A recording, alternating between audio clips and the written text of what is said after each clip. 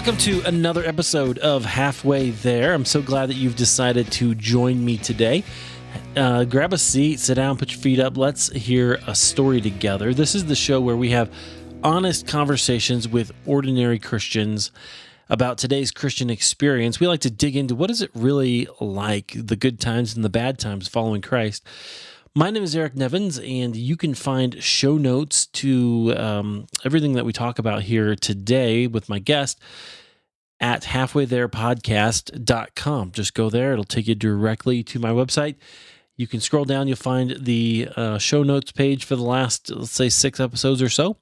And you can always go to the archive up at the top of the page if you want to find more. Well, I'm glad that you joined us today. This was one of those special conversations that I got to have. If you look back in your life, you can see different individuals who have had a profound impact on you. And I've had the chance to actually bring a couple of those people on the show, and today is one of those people. The first one, I think, was Laura Flanders. She was early in season 2, back in August of 2016. And she had a big impact on my life because she was one of my mentors. And today's guest is in that same category for me because I had him in class. And I talked a little bit about this during the interview, so I'm not going to belabor the point now. But this is way back from my college days at Trinity International University. And it was a subject that I didn't really like, that I wasn't even sure I cared about all that much because I was going to do the spiritual stuff, But it actually changed my whole world. And one of the assignments that I did planted the seeds that led to the ideas behind this show. So, kind of important. I'm excited to share this conversation with Tim Voss.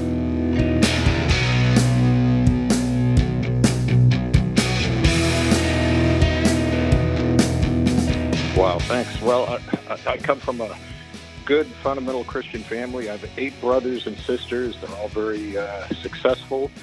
And I decided to go into education.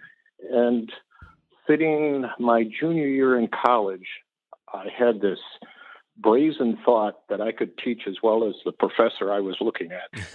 Did that ever happen? Did that ever happen to you, Eric, in one of my classes? Not in yours, no.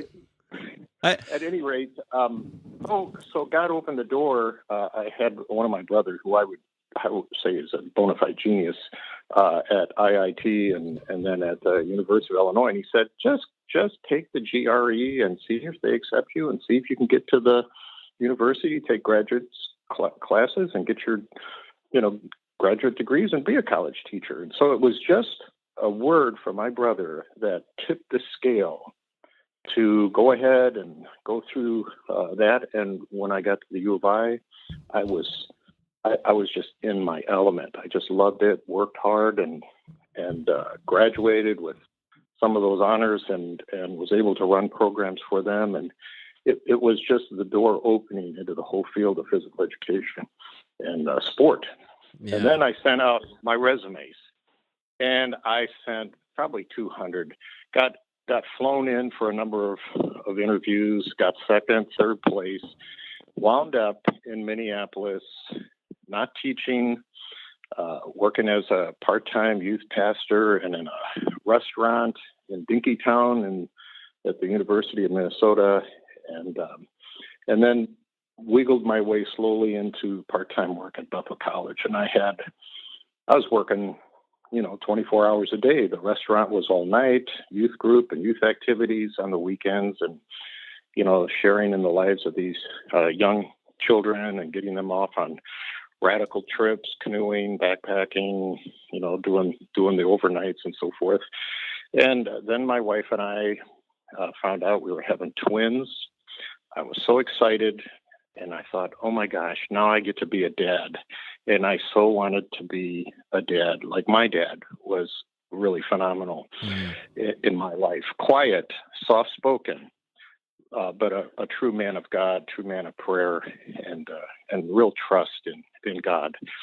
And those roots really have sustained me over my entire life. Well, I remember my wife, we just had the girls, and she was in the hospital. I came home, and I got down on my knees, and I said, "Oh, Lord, I want to be a dad, but I can't with all these responsibilities I have." I said, I want to be in the field that I train for, but this is what it took. I said, "Lord, if you want me to be a pastor, I'll be a pastor. If you want me to be a farmer, I'll be a farmer. Whatever you want me to do, if you want me to be a missionary, whatever country, wherever you want me to go, I'll do it." And I remember still that I heard a celestial sigh, like, there you go, finally. Wow.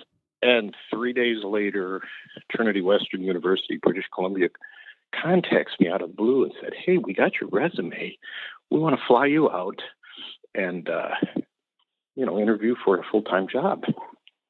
So long story short, we packed up our girls at 6 months old and became landed immigrants in Canada, which really helped me give a perspective looking down into the States, into America, and Canadian life, and of course it's so beautiful in the north west out there.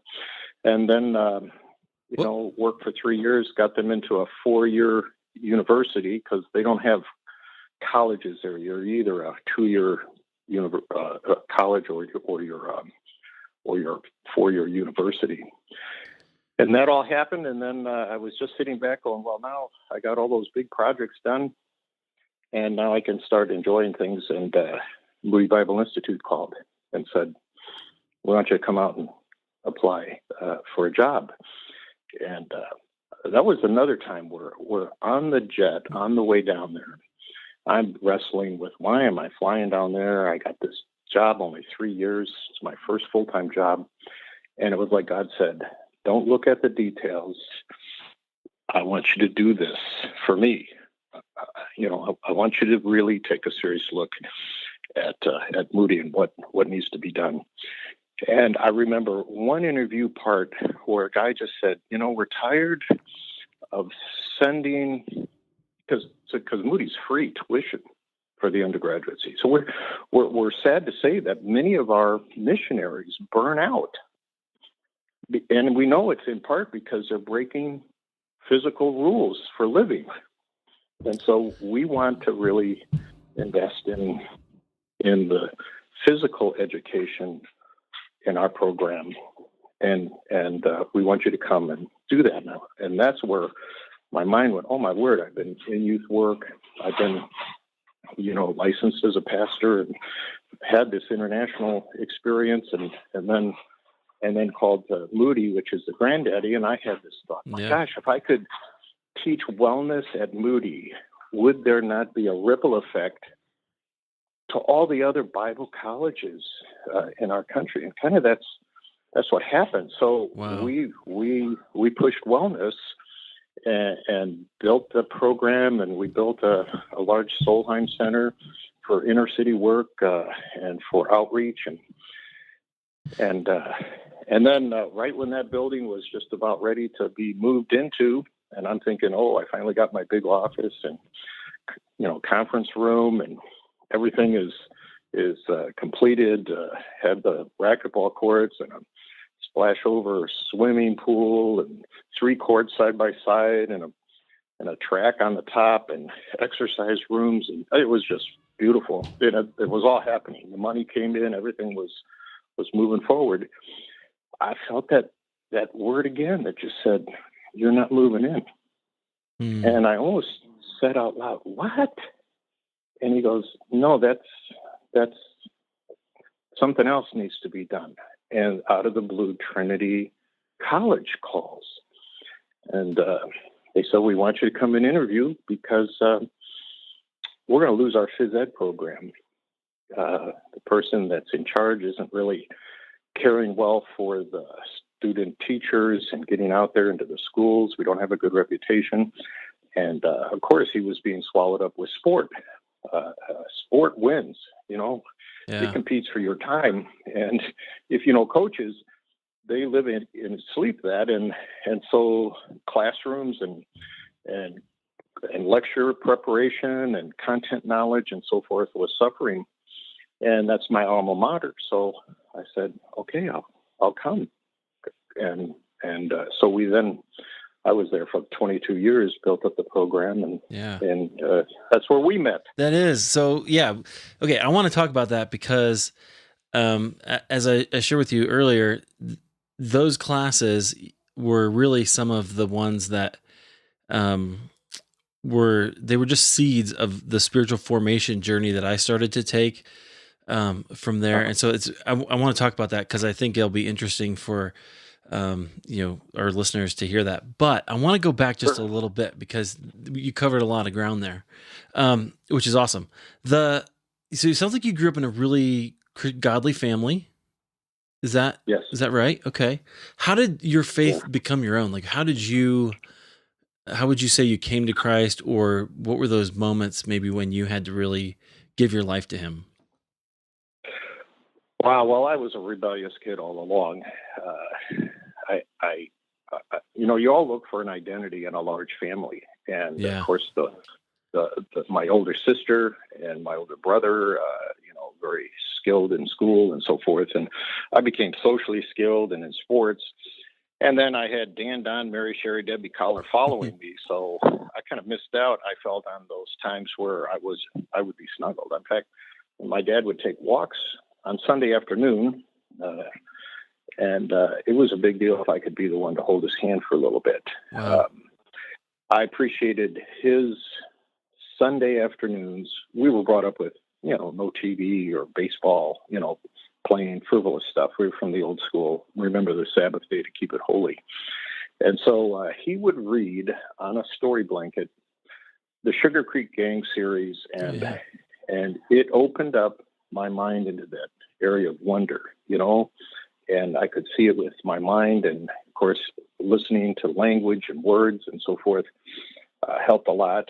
And truthfully, I got into science fiction, which really opened my mind. In fact, Endor's Game was one of them that really got me thinking and reading, and so my schooling finally started getting stronger and stronger. But my dad, he would give up once a month and take the train downtown to Pacific Garden Mission. And he would take one of the kids along with him sometimes. And that was a profound experience, walking, down in the slums there and seeing all the debauchery, degradation, and these lives. And my dad would preach a humble sermon and show a movie sometimes. And I remember coming back with him. Was your dad a pastor? No, he was not a pastor, but he was an electrical engineer. And his story is when he finished at IIT, Illinois Institute of Technology, he walked into Moody Bible Institute just out of the blue and said, "I'm an electrical engineer. I love the Lord. Is there any need that you'd have for an engineer?" And Moody people were praying for an engineer to come to run the radio station, WMBI. And so his entire life, 40 years, was keeping the radio station on, going through tubes and integrated circuits and all the changes that took place in technology. He kept up with that. And anyway, for my story, it was, coming back, he just gently, beautifully shared the salvation with me, and we prayed, and that's when Christ came into my life and settled inside me and started the terraforming, which is hard work, sometimes with competitive people. Yeah. Working to weed out the sin and corruption and sadness that comes with all of that. And I have found that the journey is every day, and it's amazing to grow in the fear of the Lord, or the awe of God, and to listen to his voice, and not your own or the world, to become poor in spirit, to become meek. These are things my dad taught me, but I never internalized until you start this journey, which is emptying of oneself over one's entire life. Mm. And every day you pray for less of me and more of Christ. And that journey brings you deeper into a profound humility, at times profound sadness, as you journey with him, because you realize how much you owe and how beautiful the gift was, how precious it is that we get to be with his church or his people, or find people that he leads to you that are sick or hurting or dying or proud, and come alongside them and just sprinkle a little salt, a little light for that day. And then at the end of the day, as you quiet yourself and review your day, it's amazing how Thanksgiving comes up and you go, oh, I missed that one. I'm going to work to be a little better at following him, being his child, and producing this spirit that is his, because, frankly, in my journey in physical education is God prefers to do things in body, and we're his body. He could do things out of body, and he does at times, but he seems to prefer to do his work through his spirit in a human body. And what an honor that is, and also what a cause for humility, because he waits for us to participate in the work that he would have us do. Right. That's amazing. What an honor! What an honor it is to be human, created in his image, fall, and then he comes, redeems us back, pays for everything, so that we would, out of love, discipline ourselves and humble ourselves so that we could walk in his steps to do the work that he wants to do rather than my own. That's amazing. It's wonderful. I think that's one of the things that I've learned from you, is that it is a glorious thing to be a human being, and that our physical bodies matter, and they integrate ourselves, or we need to think of ourselves holistically. I'm sure there's other things, but I want to go into that a little bit, because I just think it's so powerful and actually unsung as a concept. The one thing that I remember about being in class with you, and this is why I wanted to kind of have you share your story, was so I remember as a freshman there was we had a class and we had to kind of keep track of our things, different exercises. And then as a senior, we had to do a different class, and we were in that little room I forget the names of all the buildings. I haven't been there forever, but it's, we were in that little room and we had to give a little presentation, and I did a presentation on, I was just starting to get into spiritual formation. And for that particular paper, I remember spending Thanksgiving Day, because I would work as a security guard, so I would work double shifts, Thanksgiving Day and the day after Thanksgiving. So I had a ton of time, and I spent that whole time reading and putting this thing together and practicing. And but I was reading Dallas Willard, and I had discovered the spirit of the disciplines, and so I wanted to do mine on spiritual discipline, and so it connected to the physical, but it was also had this sort of spiritual element, which is where I was interested, and where the discipleship piece of that. And I remember that just being for me, it was a huge revelation to integrate those two things. Because I'd always thought that, hey, if you want to be spiritual, you have to do something spiritual, right? Yes. So how did you come to that conclusion? I'm curious.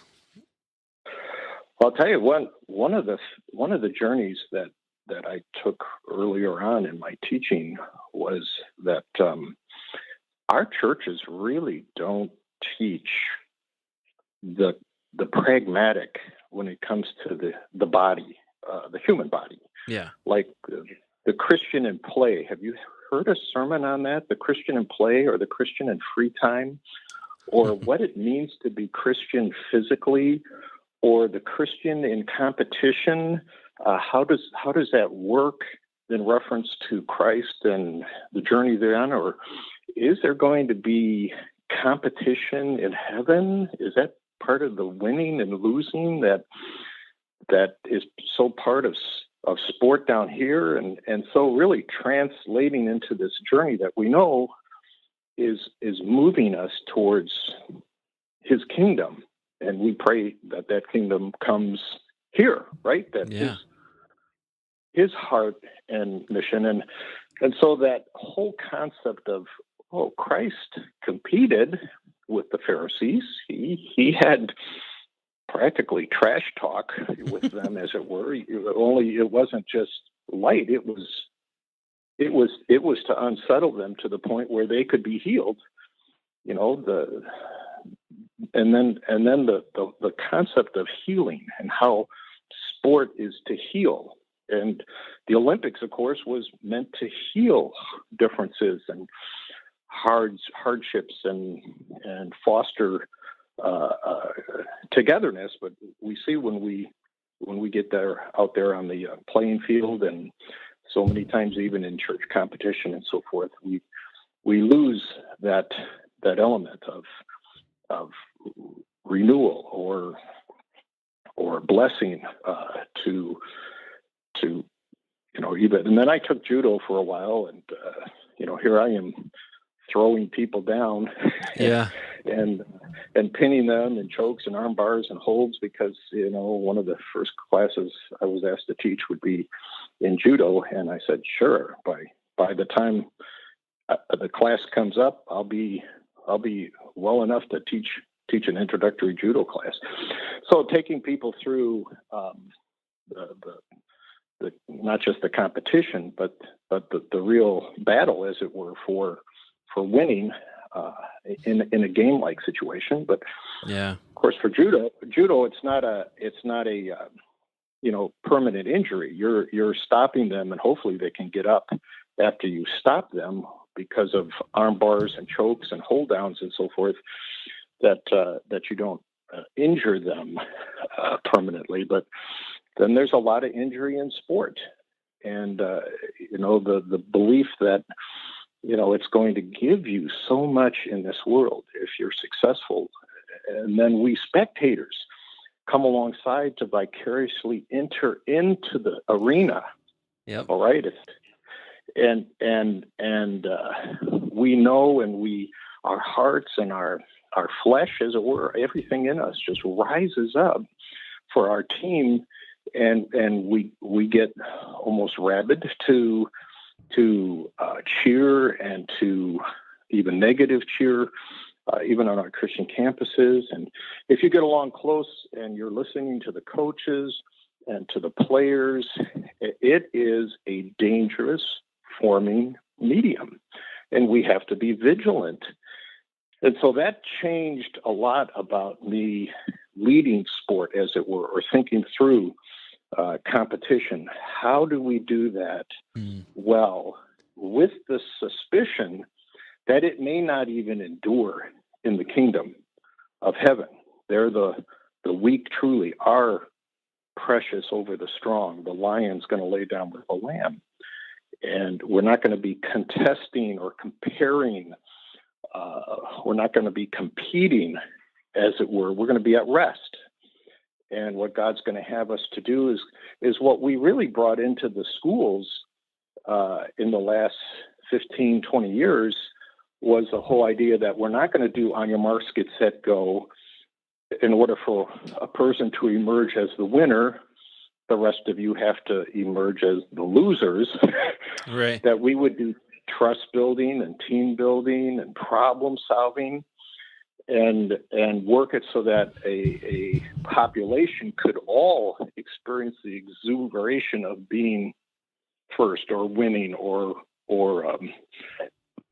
having that success that comes. And in fact, we would sometimes take the natural athlete who would lead those kind of activities and give him a handicap or her a handicap, right? Blindfold them or tell them they no longer have the use of their arms, for them to go through and learn some of this dependence and interdependence. And so that was all put in and mixed in now with physical education.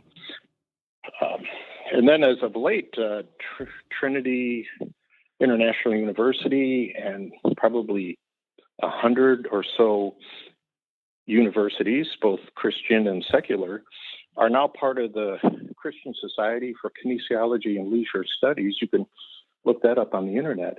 And that's some real research going on as to the things we're talking about right now. What does it mean to be Christian physically? How does that show itself in sport and competition and in the healing work that we're all to be part of, as Christ would want to have our bodies to do his unusual work? Yeah. Well, interesting. So it sounds like what you're teaching is play versus competition. Well, that's a good insight. Play, if you define play, that's anything approached voluntary and with a free spirit. And that does mark the activity of God. Everything he does is entirely free and free-spirited. Yeah. Even for the joy that was set before him, Christ endured the cross, which was intensely painful.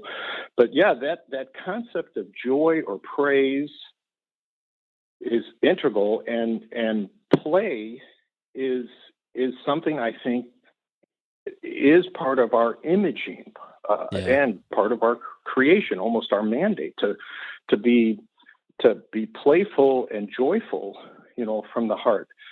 I think families that play together, especially dads on like a Saturday, to have this precious time to play with their kids. Who can take the place of a dad? Yeah. Moms are doing an incredible job, many of them on their own now. But that playful part, and so even those that don't have their own children, boy, men coming along, other children to play is profound. And then it matures into games, right? Where there's really no meaning hardly. The points aren't that important and so forth. And then it turns into sport. And of course, nowadays we rob a child in many respects from the breadth and depth of movement and freedom to become skilled in multiple activities, because children like to explore and play, and we lock them into a certain sport. And if you want to be successful, right, that sport has to be played nonstop, year-round. And now we're getting the overuse injuries, and most all of the kids burn out by junior high, and we lose them for the rest of their life in play or sport. Wow. And they become great spectators. And then, of course, as sport matures, you have sportsmanship, which was really awesome, moral formation. And coaches were great at this. Coaches could stop a game and say, okay, what's just happening now? Or pull a person out and really give them that formation. But sportsmanship is dying in many respects to what we call gamesmanship, which means you coach and you play to win points, to win the game.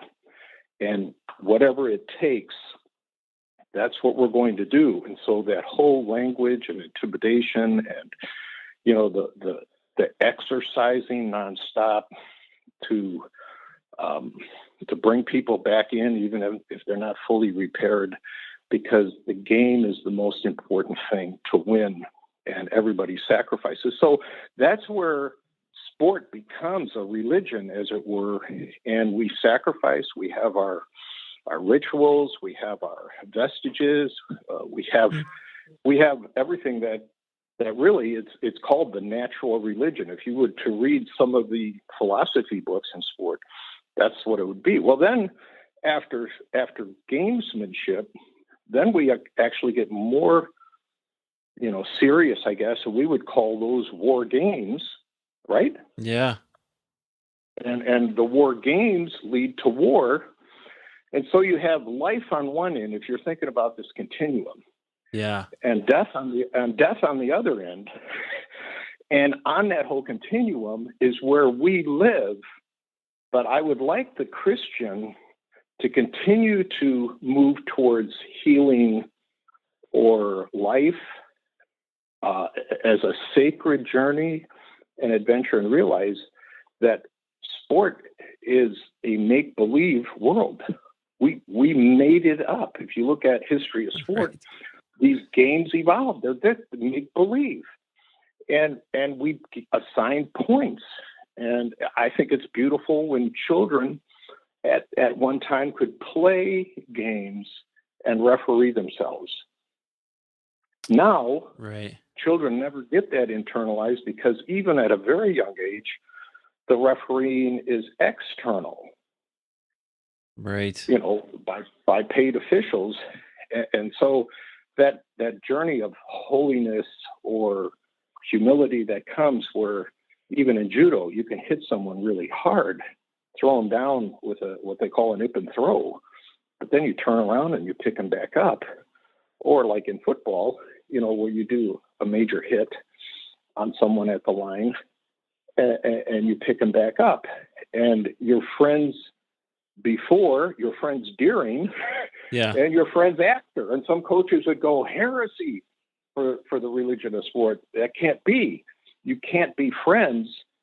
And I'm going, well, how does that work with your spirituality? Yeah. To love, Right. even if you were to frame them as an enemy, God says that's not even healthy. You want to love them, even though they're resisting you in a make-believe setting, because now we see that going over into the play arena with technologies where death is the feature of Right. our joy, of our recreation or release. And it's becoming more and more brutal in Oh, our movies and in our games that we play. And so I think it would be another thing for the church to really say, what are our church's favorite games that we play on the internet? How does that work? Is anybody going to give us some guidance or leadership or thoughts as to how that's forming, or deforming our journey that we're on towards this Christ who wants to live in us? yeah. I love that. I keep thinking about something I heard Brene Brown say about play, and she describes how she figured out that play was important, and that how also this goes to like movies and stuff too. She talked about that, how those things really affect us. But she says she kept finding out that wholehearted people. She goes, I didn't know what it was. It was just it seemed like they messed around a lot. She's like, I can't. Uh-huh. What's the deal? What are they doing? And she had to bring in some other people, and before they finally identified, oh, they're playing. They play, and that is so important to our kind of growth and wholeheartedness, she would call it. But I think we would say, spiritual maturity, like your maturity in who God has made us to be as human beings.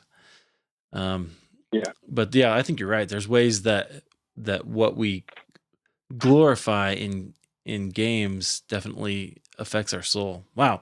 Okay, so I want. Well, Go ahead. Jesus and the Pharisees were like sucking on green persimmons. They were sour. They were Yeah. judgmental. They were negative. They were rule setters. And Christ drove them absolutely really with a playful spirit. And how he could come back, of course, with parables and with responses and for forgiveness, and to come in between the church and that message at that day, and give this one of, you've been freed, I love you, and now because I've done all of this, don't you want to come and join in this fantastic adventure with life that is so precious? Every day is a gift. And on your journey, it becomes more and more sacred. Yeah. Every day is richer and more beautiful. And your experience doesn't become the featured piece. it's not so much that I can climb a mountain and summit at this time in my life, although I still strive to do that. Yeah. My real passion and desire is to bring someone else to summit and to have that experience. And that's what Jesus did. And to look and see the joy in someone else's face, where sometimes you've done things behind the scenes that they never know about, which is enjoyable, preparing them for the most awesome experiences that you can do to come alongside them, to give them a deeper walk or a more healing experience in their life from the bondage that all of us face every day. We're bondage breakers. Yeah. We do a little bit to break someone's bonds, or we share their burdens. Yeah. I remember when I lost my daughter, and we could talk about that. It was the most profound thing. 27, when a week before her marriage, went in for a procedure because of a collapsed lung, and experienced a clot that moved to her heart and killed her instantly. And getting back to where God is there for us Christians, even in that valley. When I made it to the hospital in time, my wife was actually sitting with my daughter that morning when she passed. And I had to say, let her go, because they had worked on her for like 25 minutes or so. Hardest words I ever said. But there was a little old lady that was next to Gwen's bed. And my wife, in this deep grief, cried out to her. And she said, my wife is saying, what can I do? What is it? She said, oh, honey, I lost my husband. He was a pastor. I put a son into the grave, and my other son brought me here because I had a little fainting experience. There's no reason for me to be here, but now I know I was here to be with you and comfort you. And I went, my gosh, that's our God. Yeah. And I was holding a grief, Eric, that was so profound as a dad. And I could not give it away in the process. And you do give it away a number of times to find that person, to bear one another's burden. And we decided as a family, because we're all teachers or college kids at the time, to go back to school and to work for 4 days. And then Friday, Saturday, and Sunday, we would come back together and heal and hold each other and cry and go through that year, which is an absolutely profound year if you've ever experienced the loss of something that close or intimate. And I remember I was at school, and I was grieving so much, but striving to do my class as well. And I said, God, I just don't know how I can do this. And out of the blue, a guy knocks at my door, evidently a seminary guy, the biggest black guy I have ever seen. I mean, his arms were bigger than my legs. And he came in for some reason, wanted to ask me something. I don't know why he came from the seminary side into the college side. We never have much crossover there in classes or professors. And I said, I got to tell you this, and in 3 or 4 words, and he opened his arms, and I fell into his chest. Wow!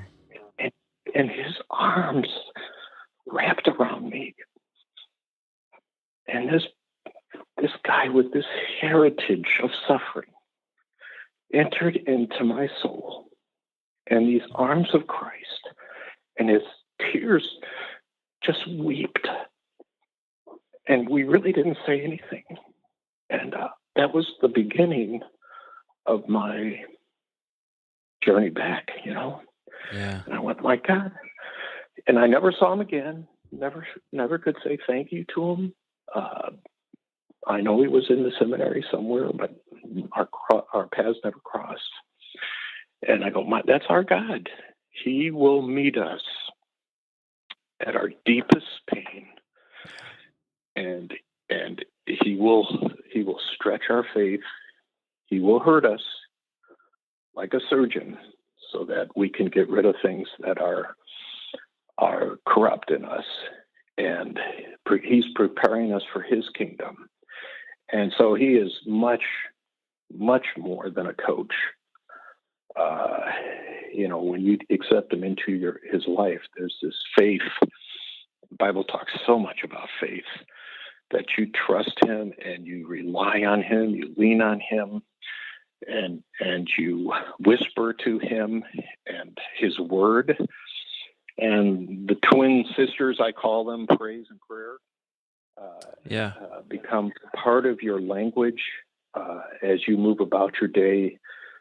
Your eyes are open to where you really want to see his world and feel his world and touch his world rather than your own world. And he doesn't crush you in the process. He delights that you are his body, his child, and he enjoys. I mean, that's the most amazing thing is when you feel his pleasure, that he enjoys doing this. He enjoys bringing all things together for good to them that love him and not just believe. I mean, that's the big journey. Right. Is like he said, do you love me? Well, then go out there and breathe life deeply and help other people to breathe life deeply. Yeah. And I'm the deep life. Let's breathe.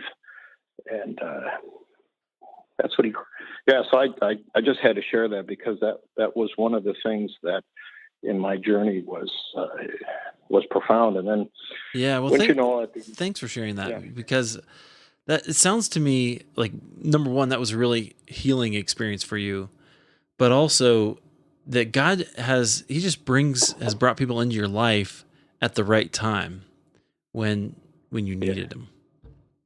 Yes.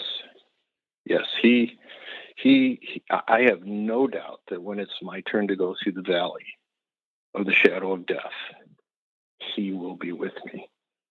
And it may be with me, with a person beside me, that he happens to have his body to do that comfort, along with his spirit and his angels and so forth, that I will not be alone. That's a surety that I've experienced, and I can share that from my own experience over my lifespan. That he is there. Wow, that's great. So I know that experience was really profound, but like you said, grief is really it's a big thing, and it never really goes away as far as I've experienced it. I haven't had that kind of experience. My wife has. Her dad passed away about 5 years ago or so, but that's what she tells me, that it just, you kind of always live with it. How did you said that was kind of the beginning of God bringing you back? How can you describe that journey a little more for us, or a little further down the road, maybe? Sure. You're right. The grief doesn't go away, but time does insulate you from some of the raw memories. Yeah. And in a way, you grieve that in and of itself because you want the vividness of that. You always remember the experience of that day as if it were yesterday. But that year that brings you through, there is healing that takes place. And I was working with a youth group while I was at Trinity, and the youth pastor, a young guy, said, I know you heal in the out of doors, and I want to give you this gift.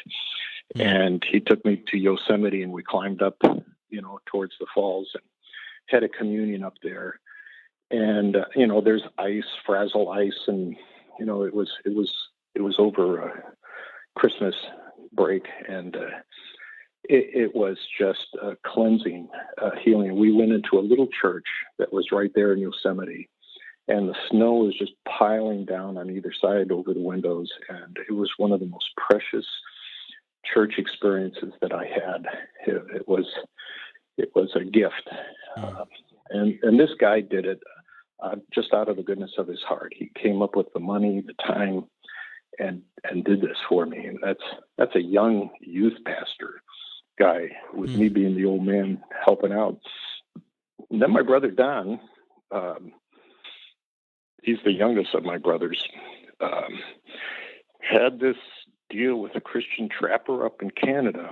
Said, Tim, we're going on a dog sled trip. I'd never done that, but boy, to have your own 5 dogs and a sled Wow. and out there 20, 30 below. And we had run these dogs. They're not happy unless you're putting in 20 miles a day.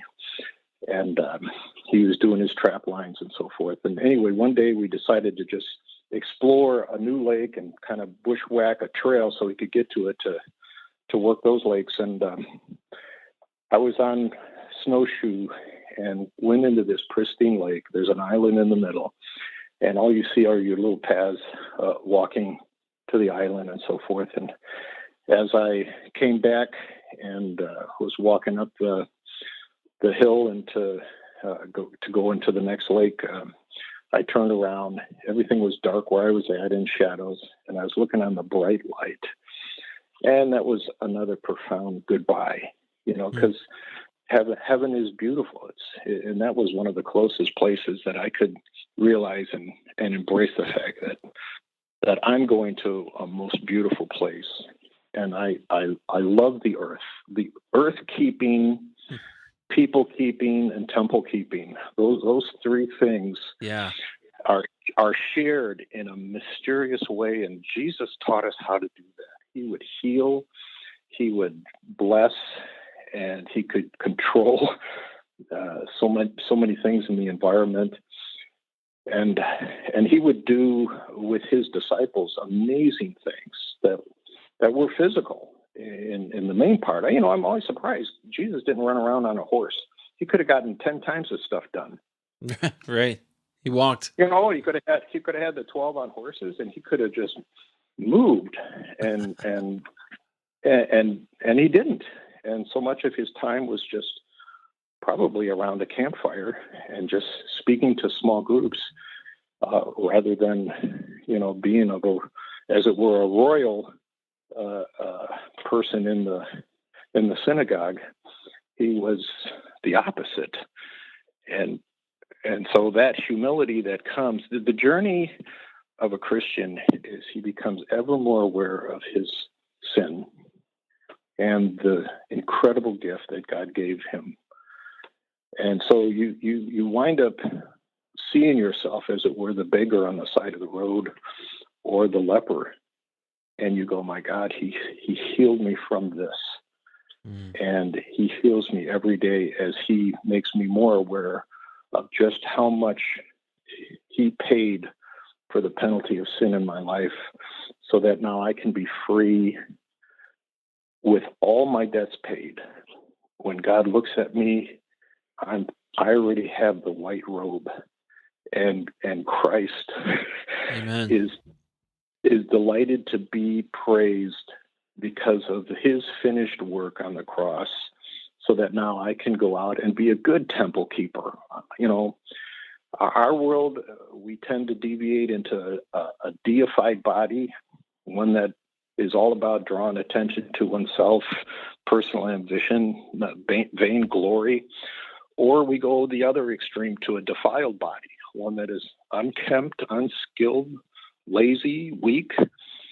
And, the Bible just says, no, I just want you to be a servant body, where if someone asks you to go a mile, you can go 2 miles. Yeah. You can come alongside your neighbors and you can help them if God's given you the blessing of health.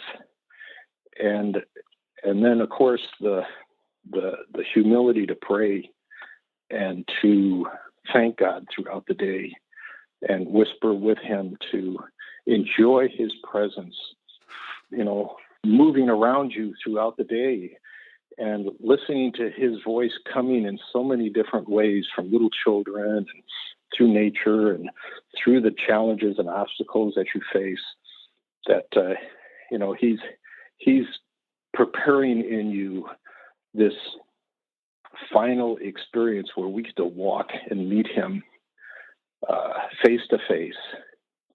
And the wiping away of my tears, because I'm sure I'll be crying.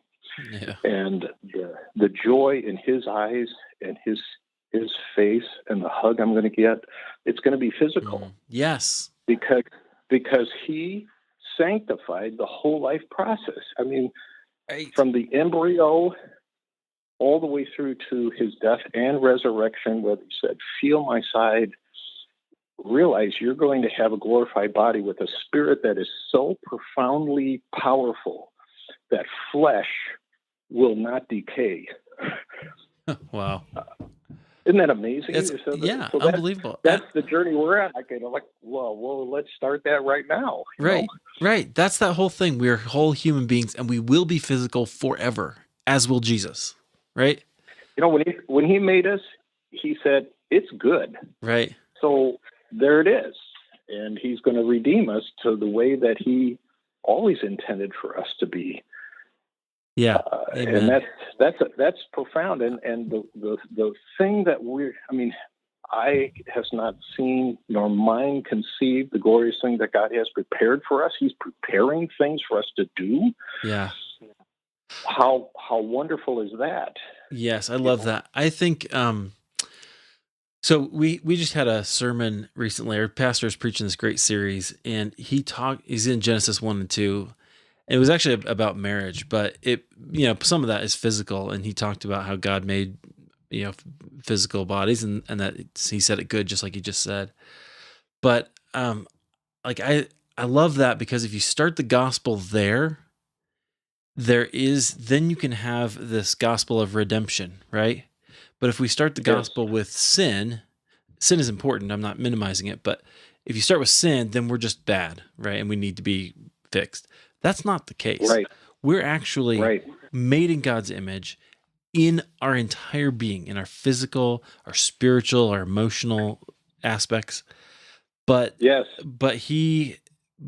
then all that's marred by sin.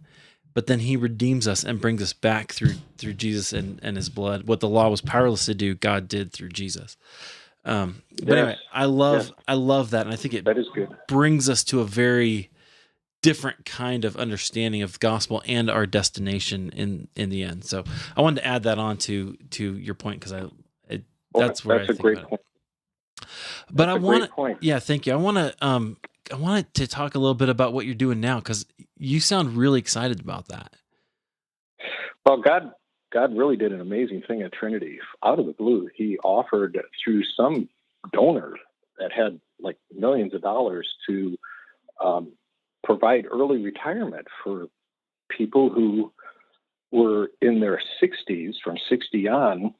And I was 62, I think. And I just felt the Spirit directing me to take this. And I was kind of shocked, because getting out of teaching physical education at that early age of wellness, loving what I did, to do something else was a little unsettling. But I went ahead and did this.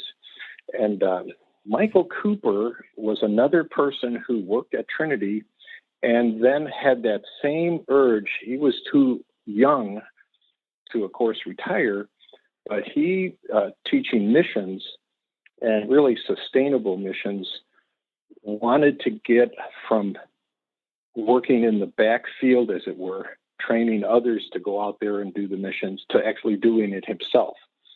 And we got to know each other, and he was doing some real ventured work in Haiti, and I was able to go with him a number of times, really trying to set up businesses and working with the transformation in people's lives, at every level.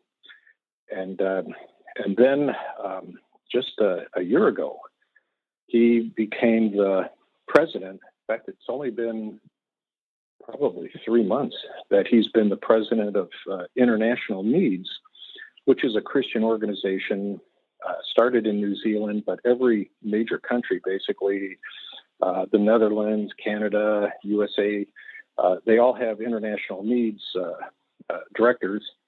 And he has been working diligently to provide a model for coming alongside communities that really just need some encouragement, a little bit of an infusion to get things going. But it's not a gift, as it were. It's something that they can take pride and ownership in as they would, continue to reinvest and make the whole community, the whole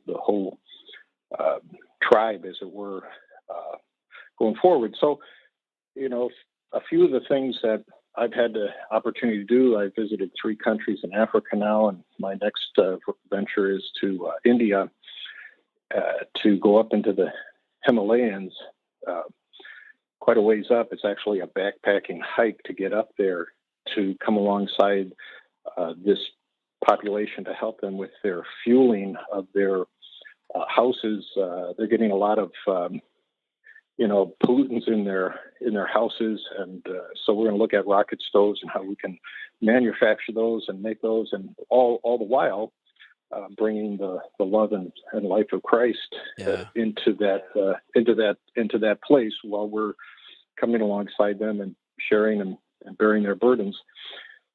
One of my passions is wells, especially in Africa, where the water is so scarce, and children are having to walk, a mile with, 5-gallon buckets to bring water that is polluted. And, to dig a well changes a community entirely. And, to bring it up in such a way so that they're charging a few pennies so that they can sustain that well, and then bring agriculture into that community, and bring cattle and different simple businesses that they can share in, and how to do that. It's like the early church, where you're really talking about such basic things, and these people are so excited, like helping them a little bit to get the bricks, but they're making the bricks to make their first church, and they take such pride in their church, and then the school, to build a school, and then like in Uganda, if you build a school, they will provide a teacher, and they still teach religion. You're able to teach that in the schools in some shape or form. But then this community changes, especially where they're getting, a pastor, an indigenous pastor comes in, or itinerant, and spends a month or so with them, and then that teaching, where you give them, and they're all speaking English in Africa now, all the young people and so forth. So you're free to converse really easily in Africa. In India, it's going to be a lot tougher with language barriers, but I'm looking forward to it.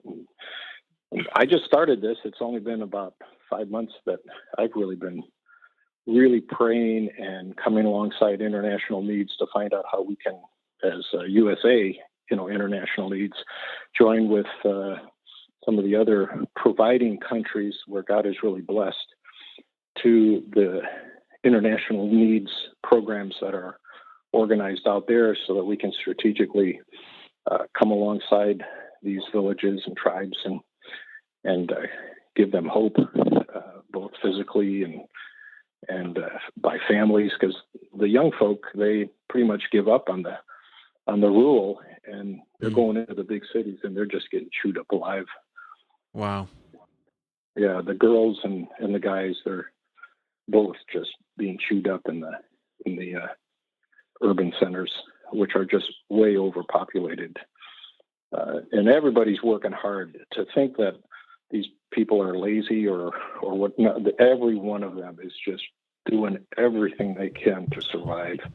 Right. to make the schools that you can sponsor a child. That's one of the big programs of international needs. They got thousands of kids that are being sponsored by different international needs, countries that come alongside the ones that are needy, and they make one of the reasons why the kids come to school is they'll have a big vat, two big vats that they have with burning wood underneath, in a little hut off from the school, and one of the vats is just filled with beans, and the other one is filled with corn. They kind of do a corn maize mush, and the kids get one meal a day, and it's always the same. It's beans and corn, and these kids are so appreciative of that. They're hungry. Yeah. And that's their meal, and they may or may not get a meal at home.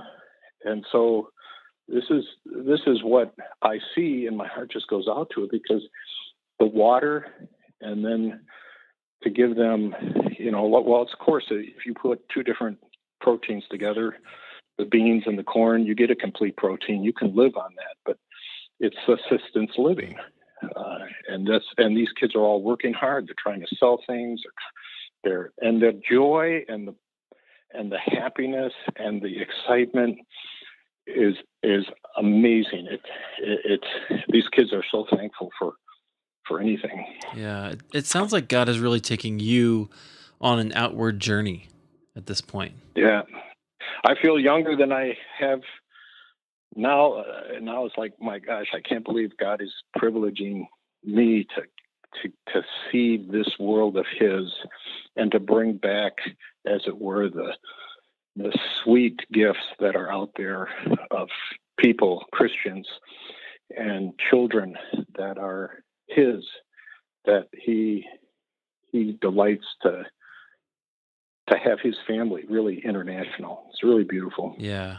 Well, I will link to International Needs on the show notes for this page, so that if people want to know more about it, they can find it. And excellent. They can get there. And then, is there anything else you wanted to leave us with? Well, I've enjoyed a journey I've just been taking. I found this old Bible. Actually, it was from my father-in-law. His own sons didn't really want it. I'm reading a Bible that was printed in the 1860s, one of those big old family Bibles. Yeah.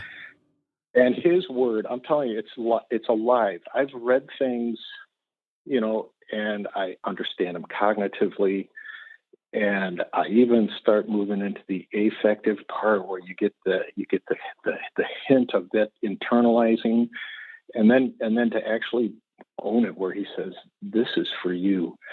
I so enjoyed that we have a living word that speaks to us every day, and He causes us to stop and to be still. And then I've been into Spurgeon's book, devotional morning and evening. Oh, yeah. And I've enjoyed his life story and journey, and how he's been. So now I've been transplanting that. I've been praying for this guy, Greg, who is dying from colon cancer. He's a motorcycle activist, and I've motorcycled with him on some long trips, even while he's had this cancer, which is really starting to take its toll now. And he's got a Catholic background, but he doesn't have this love relationship with Christ, and knowing that he's saved. And so I'm praying for him. And I have two neighbors, Keith and Louie, great guys, and His Spirit's stirring them right now. And so, yeah, we got our neighbors, and then we got the church. We got this world that I'm just so excited to be breathing His gentle truths into the world as at this time in my life. It's been really, really a joy. Awesome. Well, thanks for sharing your story. Well, thank you so much, Eric. I really appreciate what you're doing. Don't get tired, because this is the kingdom right here. This is where it's at. Amen. I so appreciate your encouraging me from the days past of our short time that we had together to influence one another's life. Awesome. Thanks.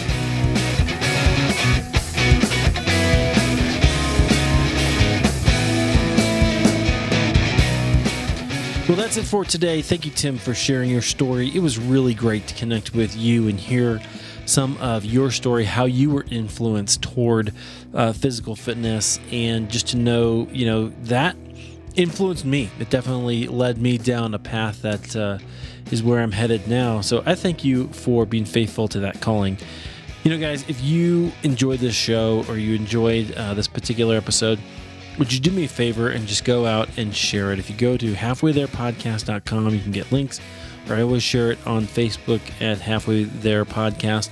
You can share it from there, and it would really mean the world to me if you would do that. Next week, we have a great new episode for you, and I can't wait to bring it to you. But until then, keep the faith.